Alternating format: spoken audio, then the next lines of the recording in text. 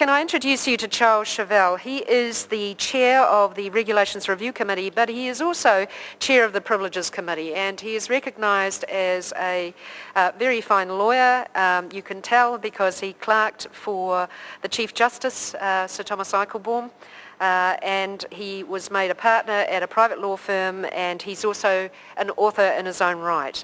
But at the moment he is Shadow Attorney General, he is spokesperson for Justice, Courts and Corrections, spokesperson for Arts, Culture and Heritage, and of course he is here today to talk to you about being chair of the Regulations Review Committee. Charles.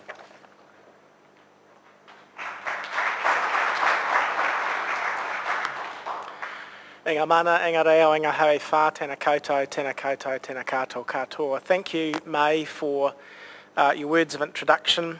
I'd just like to acknowledge the Honourable Jim Sutton in the audience. If it weren't for Jim graciously deciding to go and be the New Zealand ambassador to the World Trade Organisation, I would never have become a Member of Parliament because I replaced him on the Labour Party list. So thank you, Jim.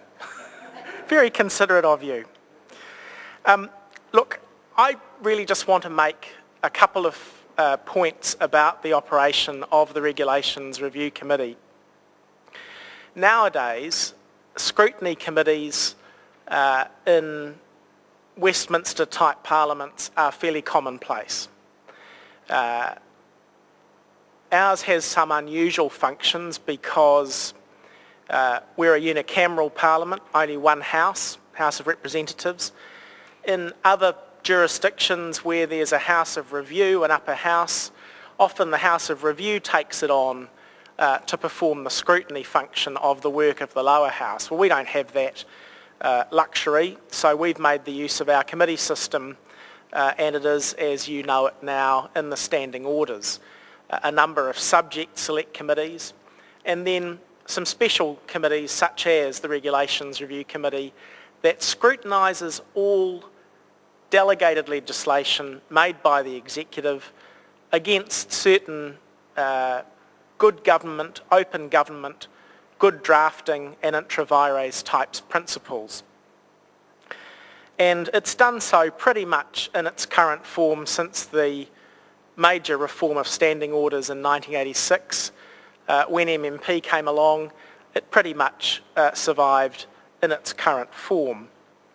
If the legislation bill passes the Parliament during this term, there'll be some changes to the way that the committee works, but I think the comments that I'm going to make are probably able to be made notwithstanding those foreshadowed changes.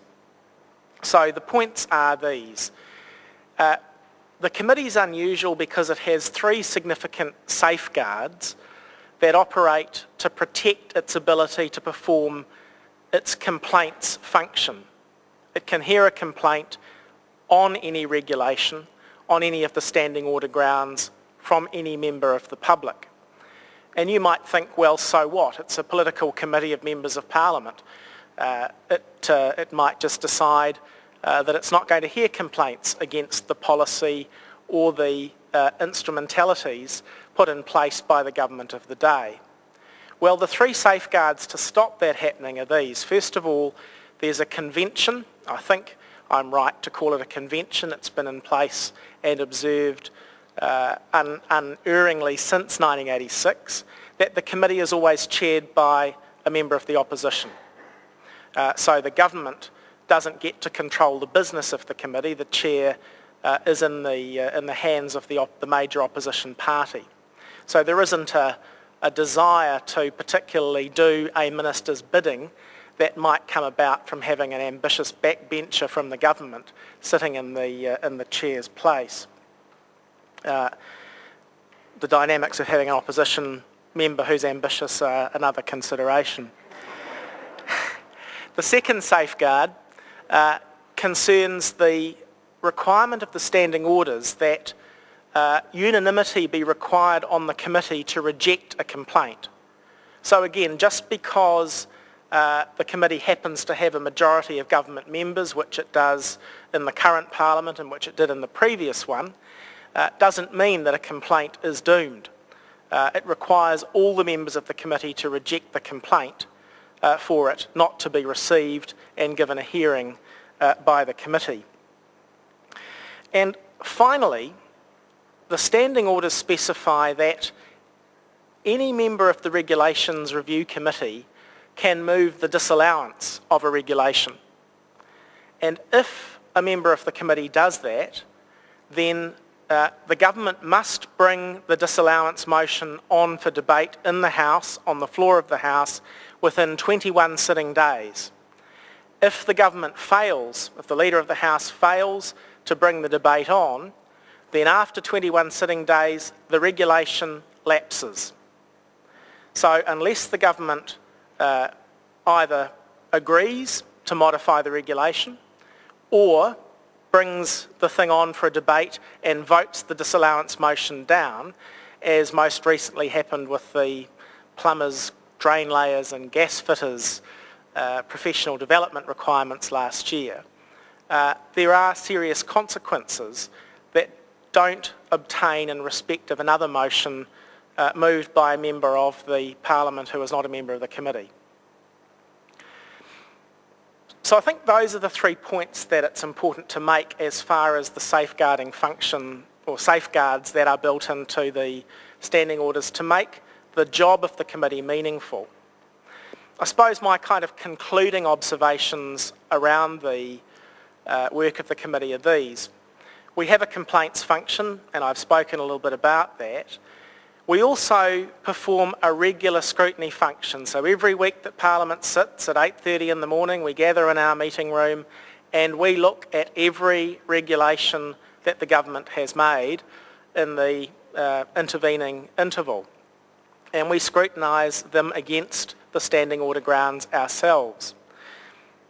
Often what we'll do, rather than calling the attention of the House formally to a regulation, which is our formal remedy under the standing orders, we'll write to government departments or to officials or Crown entities, and some of you long-suffering officials have been on the receiving end of some of our correspondence. What we first generally seek to do is effectively to negotiate the amendment of what we regard as an offensive regulation. We'll try to do that rather than simply running off and reporting to the House. And I would have thought, based on my 4 years in the chair, 8 or 9 times out of 10 we achieve a successful behind-the-scenes resolution where there's an agreement to amend the regulation in a way that meets our concerns.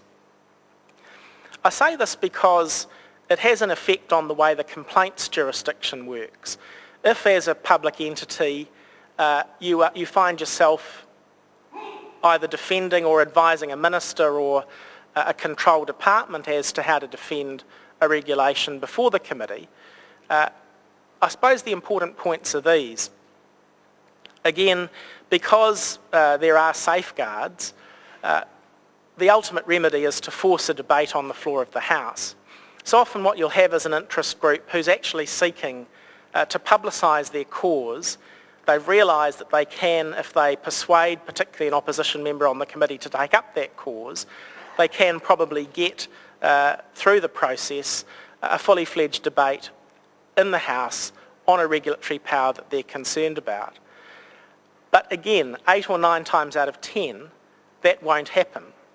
We know that the government of the day generally has a majority in the House and that the ultimate outcome of a debate about the validity of a regulation is likely to be that the regulation will be upheld by the government deploying its majority.